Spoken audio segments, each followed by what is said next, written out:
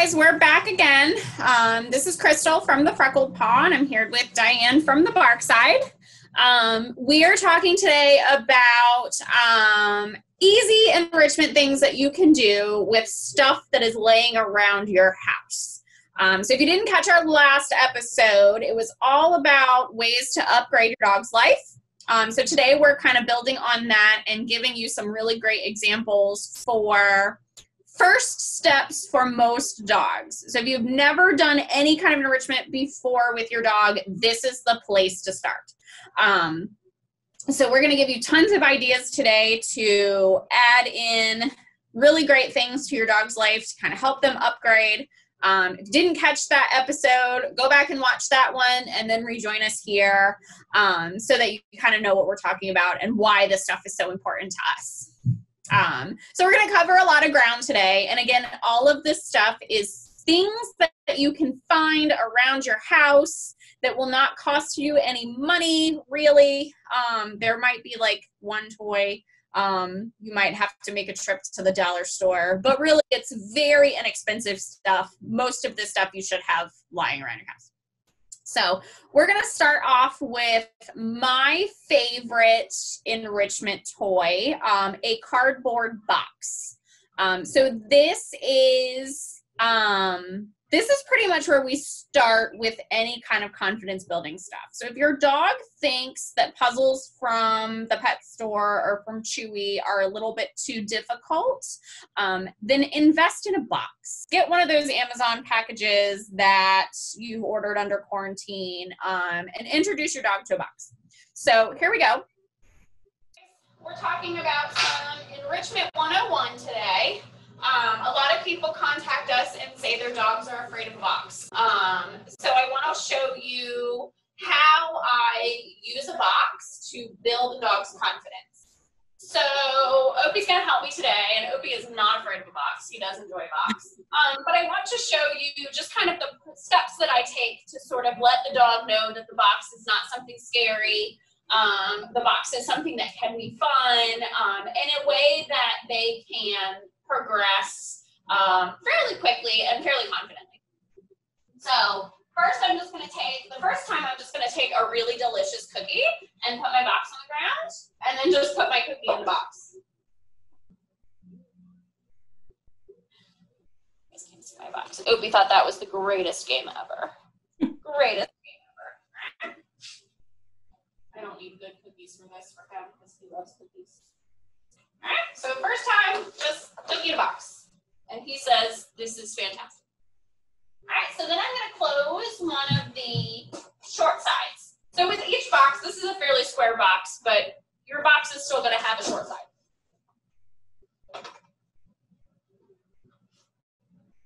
All right, and so when we can do that, then I'm going to close the other side of the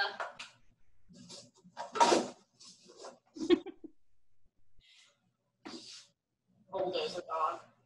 You get it? I think you got it. Get it? All right. So first I closed one side, and then when they were okay with that, and so usually what happens with our less confident dogs is they put their head in there, and then the box ends up touching them, and they pull their head back out really quick, like, oh my gosh, it touched me. So let them slowly get used to the box touching them and getting good at rooting around in this box for a cookie before you close that other flap. If you're using a box that is not square, close the short sides first.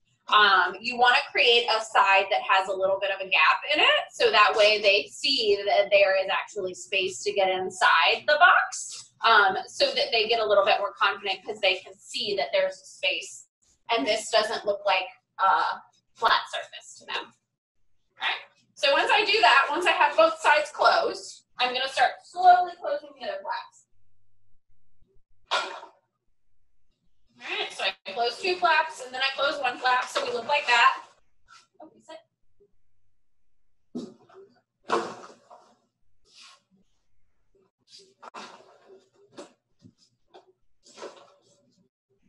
All right, so you can see how this one's a little bit harder for him because the flaps kind of get in the way of each other.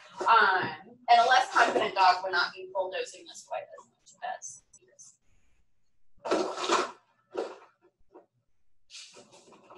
All see my box? See my box?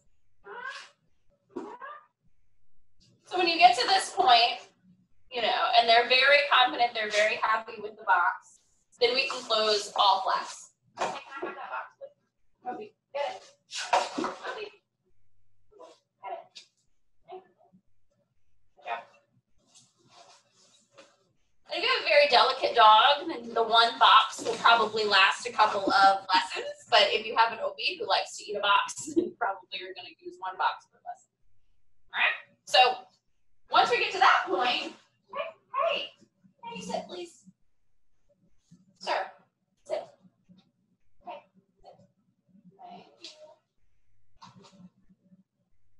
All right. So once we get to that point, I'm going to sit.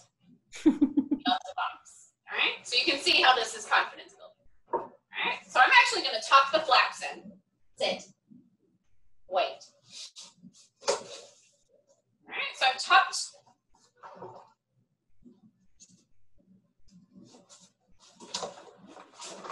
All right, so I've tucked the flaps in so that it looks like this.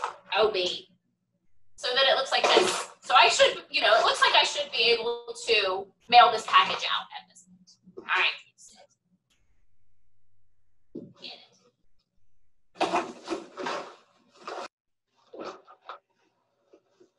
And there you have it. All right. So if he has no trouble getting to the box, then now he's having a great time. I also want to take a second to add here that Opie does not do this to Amazon packages. Opie only does this to boxes with kibbles inside of them. So when I give my dogs a box, there you have it, guys. It is a free enrichment toy, something that you can use over and over again. And when your dog destroys it, it just ends up in the recycling bin a little bit smaller than it would have originally.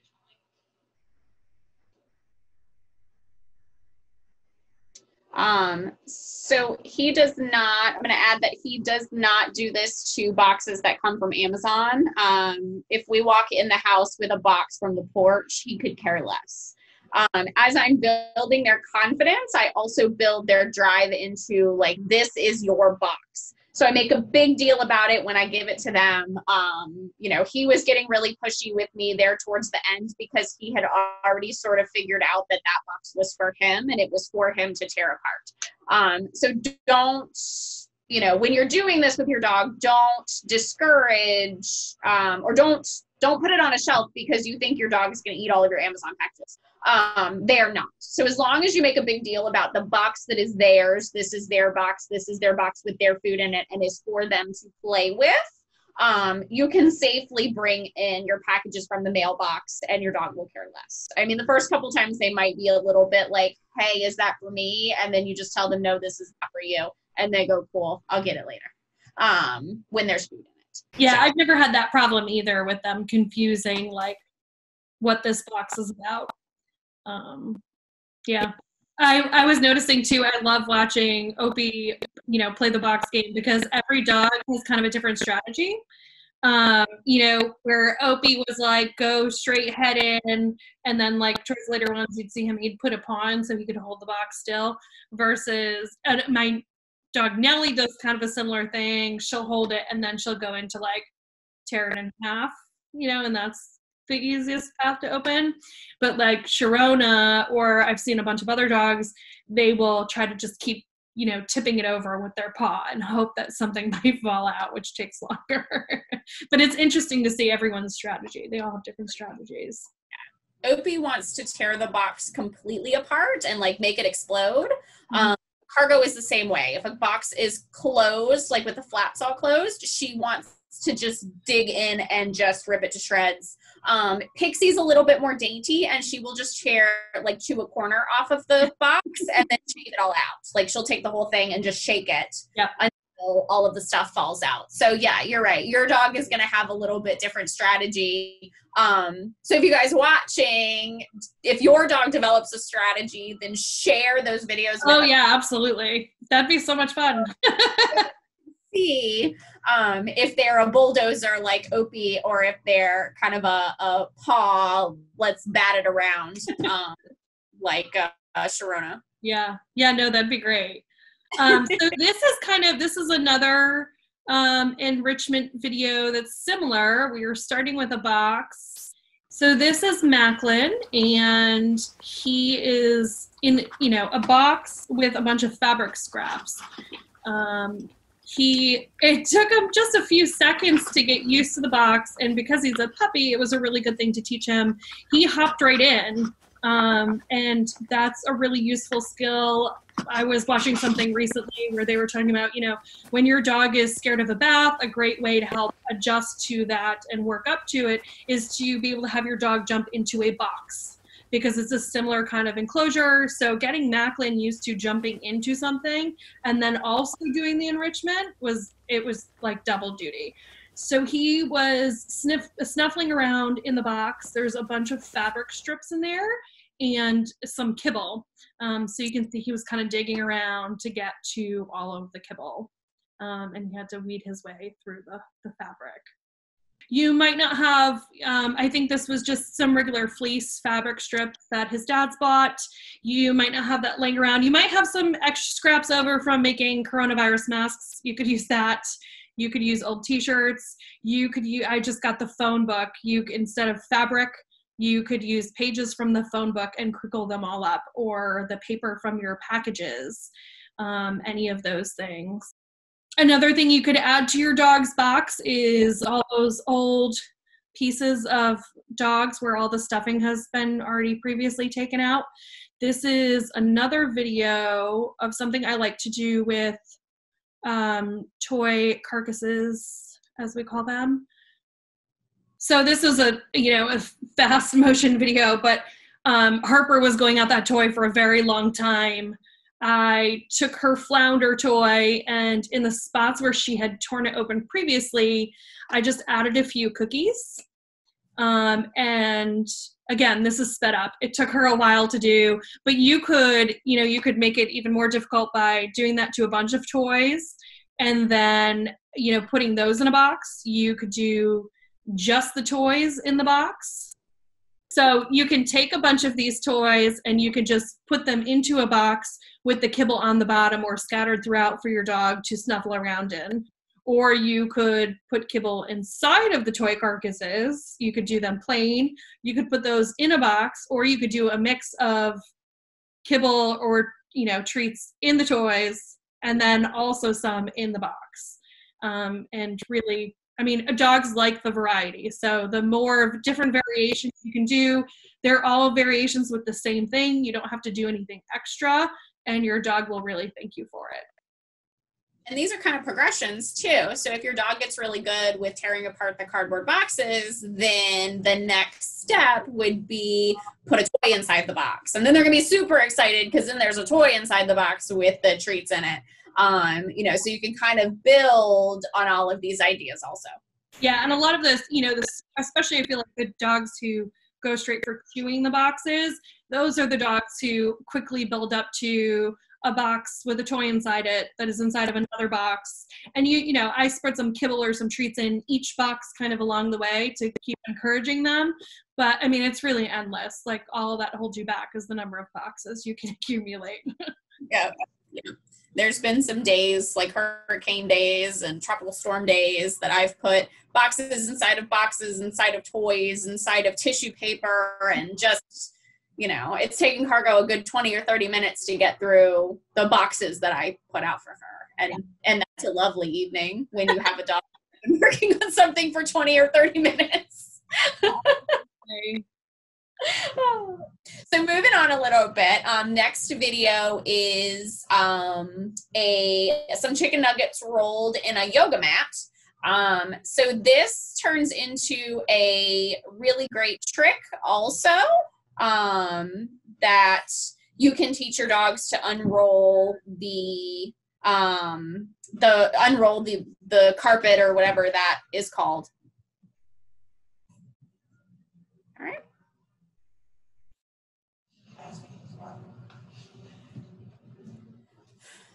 So Beckham kind of went in from the side. He didn't really start with like rolling out the red carpet. He just That's sort of way to do it, sir. Dove right in like a burrito.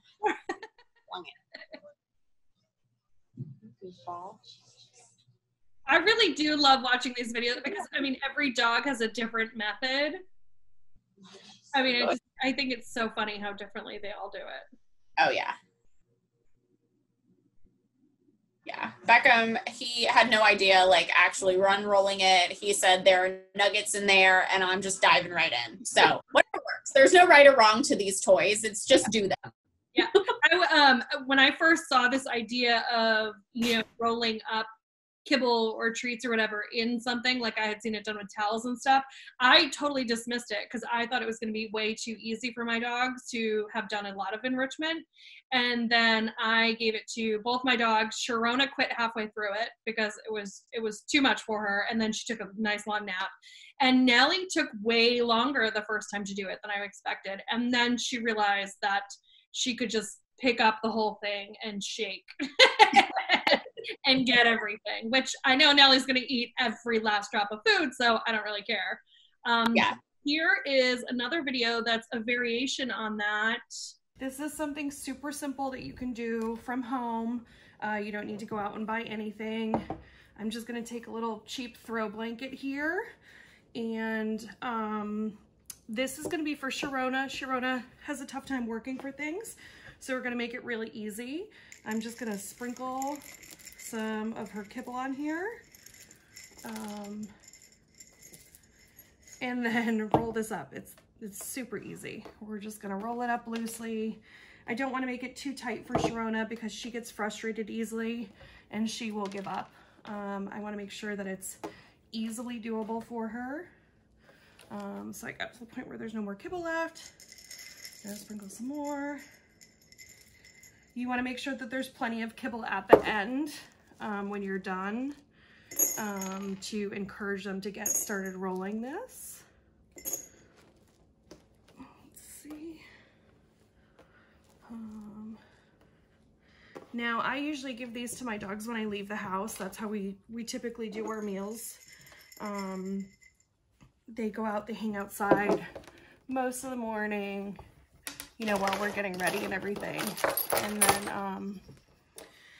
And then after we're done getting ready, we get everybody in their spots and, you know, put them away for us to leave. So this one is for Sharona. This one I did for Nellie. It's much more difficult. Nellie will really work for things. So I put it inside of a cardboard box because I won't be there. Sometimes it takes her a little bit longer to get going. So I was sure to fill the top with some kibble too. But I did the same thing with this blanket. Rolled up inside of this blanket is a bunch of kibble for her. There's also some down in the middle of the box. Nellie gets more kibble than Sharona does. Even though she's smaller, she's way more active. So she burns far more calories. So this one is for Nellie. She's going to have to lift the box. She'll probably eat all of this first, and then she's going to have to figure out how to pull out the blanket and then unroll the blanket. So Nellie has far more steps to complete than Sharona does. But yeah, that's a really easy enrichment idea you can do. You don't have to buy anything new. This is 2 blankets we had laying around. You could use a towel if you don't have any throw blankets. Yeah, and then this is just, you know, a shoe box. You could use an Amazon box, whatever. If I was feeling particularly evil, I would get, you know, a regular Amazon box and then fold in the corners on Nellie. This one she could just pop open and go to, but probably the next time I'll make it tougher for her. Maybe after doing a few more of these. I think that's a really good kind of progression. That's kind of how we've been like working, you know, is, you know, steps to get harder as they go on. Why don't we do you want to take a minute right here to talk about different dogs in different levels? Yeah, we can. You know, like Sharona will never ever work her way up to what Nellie likes to do. She doesn't enjoy it, you know?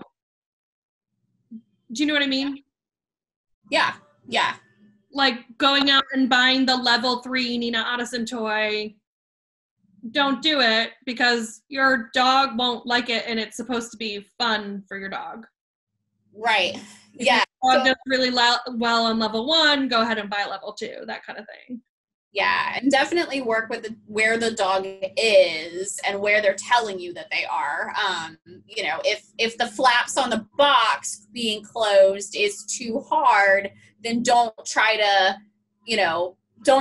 tuck the flaps in because they're not confident enough to be able to pull that box apart, but they might be confident enough to start snuffling in some towels in an open box. Yeah. So build your dog at a rate where they can be successful. Because if they're getting frustrated and they're giving up and kind of walking away, then it's too hard and it's not beneficial for your dog because it's just frustrated them and added more stress into their life. And all of this stuff is, we're trying to decrease the stress. Relieve the stress. Yeah. You're working against yourself. Yeah. So let's look at some baby puppies now. Yeah. Enrichment is not just for adult dogs. If any of you guys are looking for a puppy, your breeder should also be adding some enrichment into your dog's life as well. And that should start fairly young. That should start, they should start having things added to the Whelping Box about 3 or 4 weeks. Because that's when dogs start to really get some sensory development about the world around them. And when you have baby puppies like this, it's really important to kind of present the world as weird, even when you bring them home. We want to teach puppies that the world is weird and doesn't make sense, but it's not scary. And that's how you build resilient puppies. So this is a really great sort of adventure box. It's got lots of things that make noise and hang and touches the puppies. Over here you can see some metal food bowls that bang and make noise when the puppies clank against them. And this just helps teach the puppies that like I said, our world is weird and doesn't make any sense, but it's not scary and it's not something that you need to be afraid of. And that helps you develop a confident puppy. Yeah, I think too, just in terms of exposure too, you're exposing them to things like, metal bowls clanking can be loud and very scary to a dog, but you're providing it in a way that's safe and not as loud. So hopefully down the road when they do hear something like that, it, like you said, it's not as scary. It's unpredictable sometimes, but it's not scary. Yeah. And building a box like that, the puppies get to be in control of how the things make noise. So it builds more confidence in the puppies because they're in control of the noise and they're in control of how it moves and how it feels and all of that. You don't have anything to do with them. So it's less likely that you're going to overface your puppy or you're going to overwhelm your puppy if they have the ability to control the environment. Yeah. So I like that box too because there's a ton of variety. You've got plastic, you've got metal, you've got all kinds of things going on. And we did kind of mention before that variety is really important for enrichment. You'll see too, a lot of dogs, they get the hang of something. Sometimes people say like, oh, the slow feeder bowl was really great in the beginning, but now they just speed right through it. So don't let that get to you. There are definitely things to do. This is something I've been doing with Nellie lately, with her slow feeder bowl to up the game a bit for her because she goes through everything so quickly. So let me see. You won't get no dessert. I didn't realize this was a TikTok video.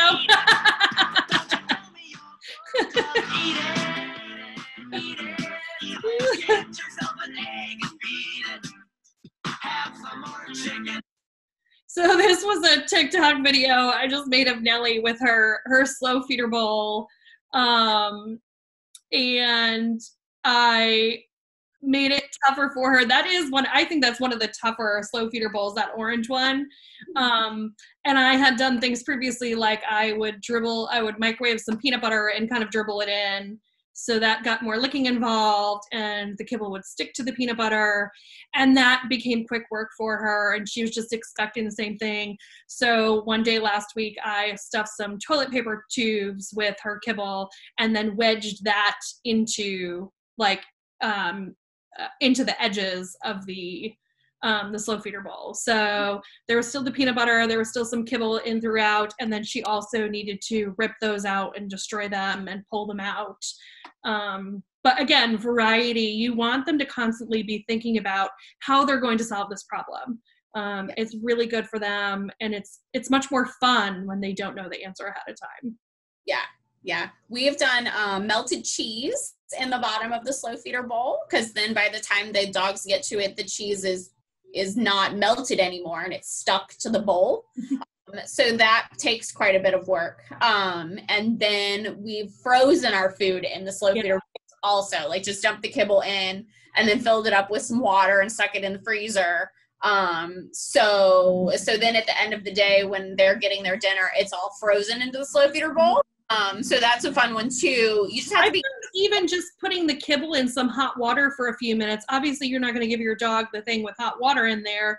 You want it to cool, but if you just, take 10 minutes, put some hot water in with kibble, let it sit, and then give it to your dog after it's cooled, that slows them way down, because the kibble expands and it's different for them. It's going to crumble when they go to pick it up. It's just not going to be the same experience. Yeah. Yeah. And with it being frozen, you have to be careful, because some of the dogs learn to pick up the slow feeder bowls and throw them. So maybe don't feed your dog in the dining room where there's breakable stuff, because there's a possibility your dog may throw a slow feeder bowl into the glass cabinet. Yeah, that might be an outdoor activity. So just one of those things to be mindful of when doing these things with frozen. So another fun thing that we've done in my house, I will show you guys this video here, because when we found out about this, I immediately decided that I needed to run home and this with my dogs, and it did not disappoint.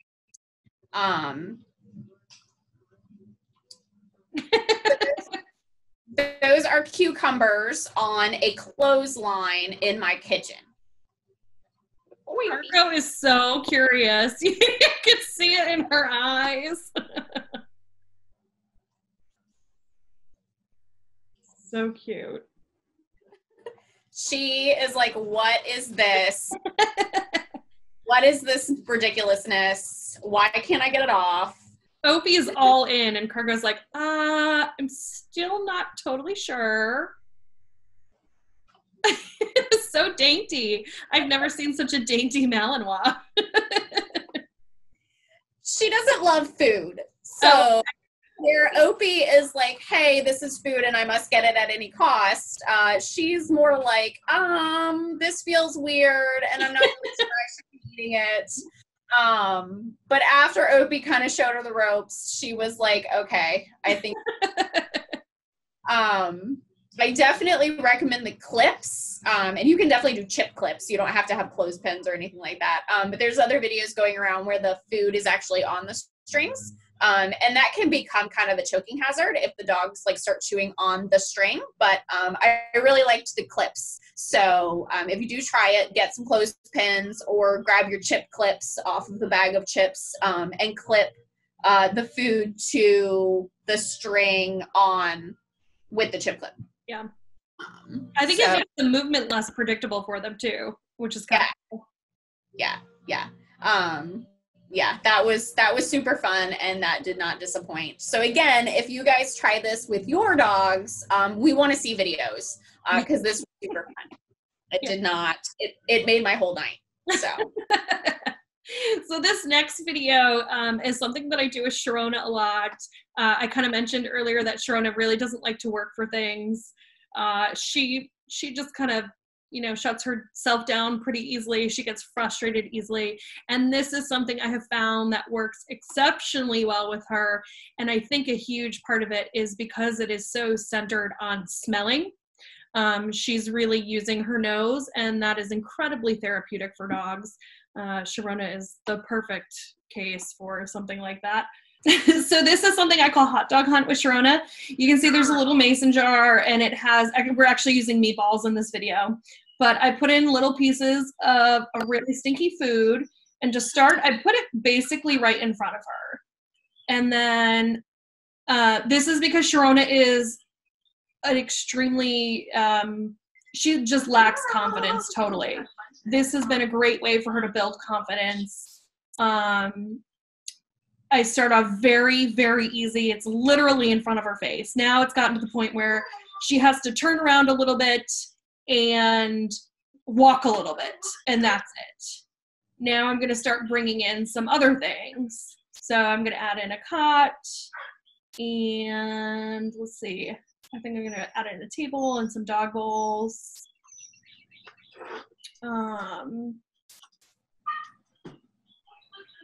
Just some other things into the environment to, sorry, I'm just adding more things into the environment to make it a little bit more difficult. So you saw there, I threw a little handful of them to scatter to get Sharona to look in the other direction. So she wasn't seeing me hide them. She just saw me hide those there. But she's gonna look around, see if there's any more. You can see her, she shows a lot of mixed body language, but I can tell the way her tail is going, like, this is the happiest Sharona ever gets, even though she always looks sad. So she's a little stuck, so I'm just gonna kind of walk around to encourage her to move around. I don't wanna stare at it. I don't wanna walk her straight to it. She found it on her own. She just needed a little bit of encouragement to know that we were still playing the game. This is, again, building more confidence. It's tougher because it's on the cot, so she's gonna have to walk on the cot to get it, which is an unstable surface. And again, you can see how I'm making the hide slightly more difficult. Every time I place it, I move away from where I placed it. I don't want my body language to be a cue to her for where it is. I do want her to work for it.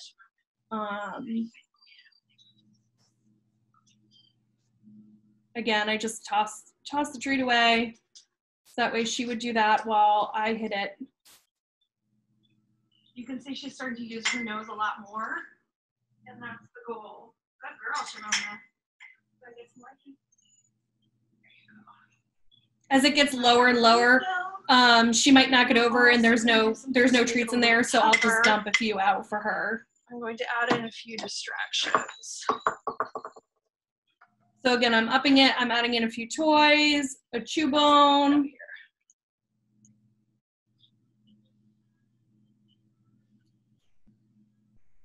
You can also play around with height. If this was Nellie and I was not using a glass mason jar, I probably would have put the hot dog hunt item on top of that little table. Sharona gets too nervous and won't go for it. I also wouldn't teach it on a table that, I wouldn't do it on your coffee table really, because you'll get dogs looking for things for them on the coffee table. Good girl. But definitely play around with height. Like you could go over by a set of stairs and slowly put, some up a couple steps of stairs. You can put them under things. Just get creative with your space. You want to start with a smaller space where there's not as much going on, and then slowly branch out to stuff, with more going on. You can see how it's taking her a lot longer. She's definitely using her nose now. And then Good girl. Good job, Winfrey. Yeah, that's what I was thinking too, was, if you've got a big backyard, like you could really use your backyard for this, like put it in some bushes or You don't want to hover under the swing set or whatever you have in your backyard to really make them search for it. That's part of the reason we start really easily. Yeah, you can see how it is getting tougher. It's taking her longer, but you can tell by her tail, she's enjoying this work. And that's something that's, it sounds little, but for Sharona, that's a big deal. She's not your average. She's, again, I compare my two dogs all the time. Nellie is the opposite. She will work and work and work for the tiniest piece of food, the most boring food. Sharona leads a different lifestyle, I guess. She's just, she doesn't want to have to work for her food. Yeah. The other side of this too is that she's starting to get tired. I can imagine after all of this sniffing, she took a really good nap. Yeah, absolutely. It seems like it's very difficult to us, but for them, really having to search for something like this is really, really hard. Yeah, and again, I cannot I cannot stress the confidence building issue of this enough. Sharona is just, I've never had a dog like her. And I really don't see many dogs like her. See, that one I elevated a little bit. I put it on top of the dog bowl. Sharona is the dog that when I brought that dog bed home, I had to sit there and keep putting treats on it and slowly ease her into the idea of even touching that dog bed. She just lacked confidence so much that any new thing can be really scary to her. And you can see the way she just runs on top of that bed now. It's doing games like this that, like you said with the puppies, she can explore all of these things on her own. I'm not really forcing her to go on that dog bed. I did when the jar was up there, but she is able to go at her own pace completely.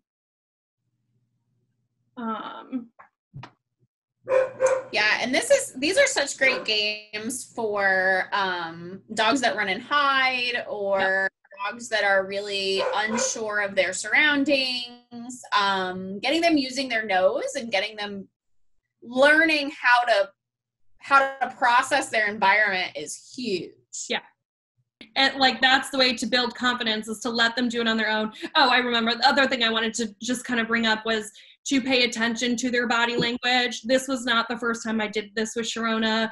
Normally, if I was doing this for the first time, I probably wouldn't be doing it outside with her because she lacks confidence. And I wouldn't progress through the steps so quickly. I would do a lot more repetitions of it right in front of your face, and then bring one more item and hide it around there. But I can tell that, her body language is good. She's really enjoying herself. And so we keep pushing it. But if she had laid down one more time, I probably would have ended the game, and that we would just know that that was her stopping point for the day. That was, she was done, and there's no point to hover or keep egging her on to do it. Sometimes we do that. I feel like that happens a lot with the box in a box. We're like, but come on, why don't you, do you see it? Do you see the thing? And then the dogs are totally freaked out, and they're like, what, why is my human acting so strange? Yeah. So let them do things in their own time and get to it. This next video is kind of along that lines. It's something that appears to be very simple. For us, taking a handful of kibble and scattering it in a pile of leaves on the street is really like the most simple thing. But for Harper, this is actually pretty difficult. You want to take into account the environment. Harper is actually a pretty reactive dog. By that I mean she gets a little barky and lungy when she sees other dogs. So her being outside of her house on a walk, in the middle of the street and snuffling in the leaves, you have all the smell of the leaves. You have the smells of all the dogs who have peed in the leaves that day. You have the potential for people and other dogs to be walking around. So for her to concentrate on the kibble takes a ton of mental energy. And it's not an easy thing to do. Good girl, Harper. So when we started doing this, I started by, I would scatter some kibble on the pavement where it was easy to see. Crystal, you do this all the time too with reactive dogs. I would do it even without reactive dogs. You take a little bit of food, you sprinkle it on the ground, you say scatter or go get it, and teach them to look on the ground to find the food. Yep, so I do it. Oh, sorry, go ahead. I do it when we're out in the park too, when we're hiking.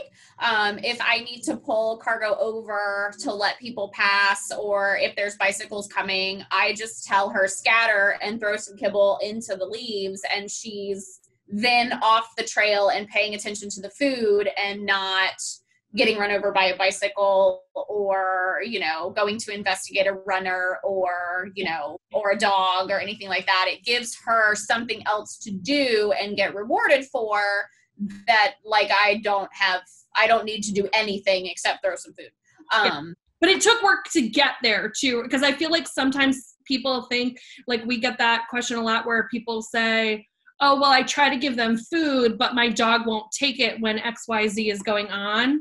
And part of it is doing this in very easy settings, like even starting inside your house and throwing a little bit on tile. You know, sometimes that sound is really helpful too. Starting in easy circumstances and then building up to those things. Because if Cargo hadn't done it previously, and then the first time you saw, you know, a big pack of bikers, not motorcycle, I'm talking about like, you know, mountain bikers coming through on your trail, and you tried to be like, oh, Cargo, here, take some kibble, she'd be like, no. Yeah, and she did that to me too. Yeah, we started out with, you know, can you take food from my hand when these things happen? And for a lot of the dogs, when I'm trying to, especially my reactive dogs, when, you know, we see that trigger and it's like, oh, we have to do something about this. We just drop the food like right in front of their face on the sidewalk or on the street where it's safe. So then the dog really doesn't have to do anything except look down and eat. Yeah. And anything that is beneficial. Yeah, and then, you know, I really like doing this in the leaves too, because again, it's so useful for reactive dogs, or, I mean, even really excited dogs. I say reactive, but I think sometimes people, you know, we try not to use labels, but it's impossible. But, you know, if your dog is super excited to go up and see everybody and is, you know, trying to drag you all over, or there's another dog that doesn't want to see your dog, or a person who's scared of dogs, this is a great way with very little training to give them something much more productive to do. And it also helps to lower that heart rate, which is wonderful. Yeah. And you'll see, you know, Crystal, we talk about it all the time, where there's a big difference in energy levels when you do a walk where we just keep walking by and we go for 1.5 miles versus we might make it to the end of the street, but we're stopping and smelling and doing enrichment and doing all the things along the way. There's a huge difference. Yeah. Absolutely. There's a difference for your dog too. You know, it's the difference between running because you're being chased and running because you enjoy running. The physical activity is still the same, but the emotion behind it is completely different. And that could be a whole webisode on it. So, yeah, I think that's the second time we brought this up, because we talked about that a little bit in the last one. It's definitely, yeah, I mean, you think about your emotions when you're doing things. Your dog has emotions too, and you want to enjoy your walk, and you might get angry that they're barking and yelling all over the place. They're probably not enjoying it either. They're probably on the same page with you as, these walks are pretty stressful. I don't always love it. I might get excited and then it goes off the rails. Yeah, absolutely. So what are some things that we could do to make walks more enjoyable?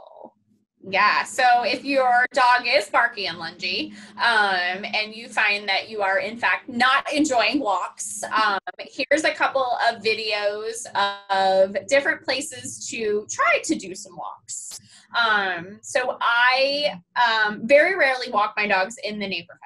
My neighbor, I live on a fairly busy road, but there's like, I just go through the neighbor's yard and I can get into the back into the neighborhood. But we're very rarely back there. We like to choose places that are nice and wide open. We spend a lot of time out at like our national park, and big wide open spaces so that my dogs have a chance to just be a dog. Walking through the neighborhood is more for me, not for my dog. For most dogs that we work with, walking through the neighborhood is really, really difficult. So here's a couple of examples of different places that you can go with your dogs to kind of give them a different experience, and kind of a different emotion behind going for a walk with you. So one of my favorite places to walk my dogs is near our local baseball fields. So usually during mid-afternoons in the winter, there's nobody out there because Little League hasn't started their practices and stuff yet. Weekends, obviously not really a place to go because there's too many people. But during the week, in the afternoons, in the mornings, typically that's a great place to go. There's lots of smells, there's lots of critters, but there's still wide open spaces. So if you have a local Little League field that you can wander over to, that's a great option for some decompression walks.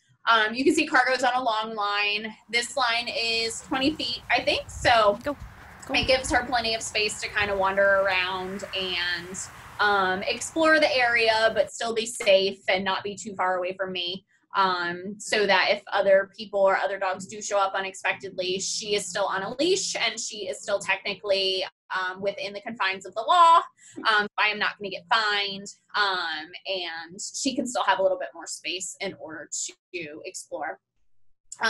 Another option is any of the fields in your neighborhood. I tell people that most churches in your area will have a really great field behind for extra parking or festivals and things when they do community events. But during the week, there's really nobody out there, and that's a great place to kind of walk your dog and let them kind of explore, smell different things, smell different people that have been there in the past, but without that constant stream of change and smells that happen in the neighborhood.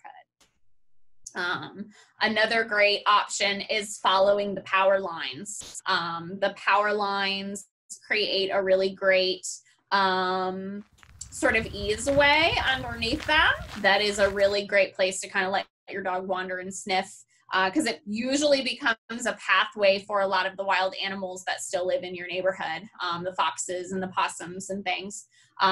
If you're going in the afternoon, usually they're long gone, so you don't have to worry so much about your dog chasing them, but it still gives them the opportunity to smell where they've been, where they've gone, what kind of critters have been there, and just let them kind of sniff and track for a little while. Yeah, I really like the power line options too, because I think it provides a really nice, like, straightforward trail. Like, your dog gets there and they're like, they want to just go forward. I mean, obviously there's some zigzagging and back and forth and sniffing along the edges, but versus like going out into the woods somewhere where Nellie would, could easily take off, and go in any direction. This is a nice path. It's very the path. And they can still get in all those smells, and I have really clear vision of where she is. So even if they get further ahead of you than you would like, you can see them, you don't have to go straight into panic mode. You can, you obviously want to have a good recall before you were to let your dog off leash, or again, use a long line. But to me, I like being able to see far ahead of me. I can easily see if there's someone else coming up ahead. Yeah, and that's really beneficial for your reactive dogs too, because you're not going to get caught going around a corner and having somebody else be right there on top of you. So that's all the videos we have for you today. We hope you enjoyed them and getting to see some fun puppy videos. We always enjoy that over here. And if you do try any of these things, please take videos and share them with us. We love to see them. It doesn't matter how many times we see dogs doing dog things. It's always wonderful. To kind of wrap things up a little bit, the things you want to pay attention to when you're starting an enrichment in your own house is to go easy on yourself. One, don't try to do all the things. Pick a couple and go with it. You also want to start easy. Start simple for your dog's sake and for yours. You don't want to push them too quickly or assume they're going to enjoy things that they might not.